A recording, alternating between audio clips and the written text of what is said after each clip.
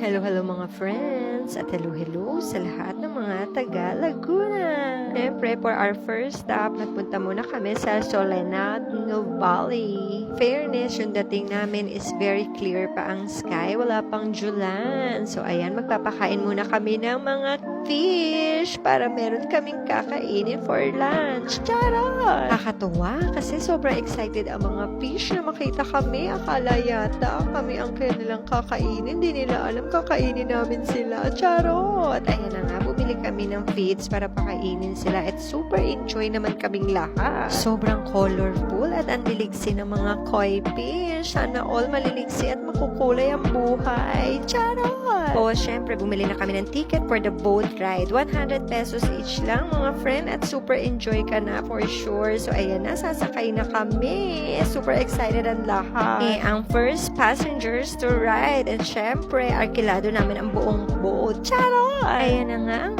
aking mga team. Oh yeah, friends. Hello mga friends. And super happy ako kasi nakasama ko silang lahat.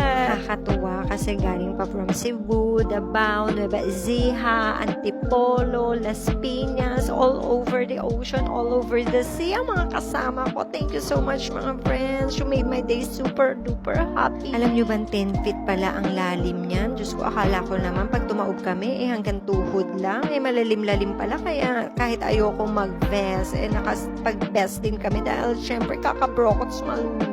Alam nyo bang itong si kuya namin, may pa-sholbog at pataob-taob pagilid-gilid pa ng aming boat. Ayan si Jessa na bubrokots na. Diyos ko, maya-maya yan iiyak na. Akala nyo lang maputi, pero yung putla niya, mga friends, putlang-putla siya. Mamaya yan, may eye cry niya. Intayin nyo lang. So, ayan, matahaba-haba rin ang aming biyahe at paikot-ikot din. Nakakatuwa. At ito na nga ang ebidensya. Tingnan nyo naman, may pa-holding hands pa. Diyos ko, akala mo naman nakasakay sa roller coaster ang buruk, ha? O, diba? Ang saya-saya. Kahit mabali na yung kamay niya, basta dapat makahawak lang siya sa kanyang jowa. Sayang nga at hindi ko nakuhanan ang kanyang pagluha. Charot! In fairness, nakakatuwa rin naman ang aming ride at sulit na rin. Eto, paglabas mo niyan, monumento na. Charot! Siyempre, tapos na ang aming roller coaster ride at napakasaya, super enjoy kami. Ayan na, bababa na ang mga nahihilo. Wala lang nasuka. Bahol kasi sumuka dyan. Siyempre, dahil na Tom Jones kami, nag-lights na kami ng calamars at adobong pusit with rice. Siyempre, shinare din namin ang aming food ng kay Mingming. At dahil coffee is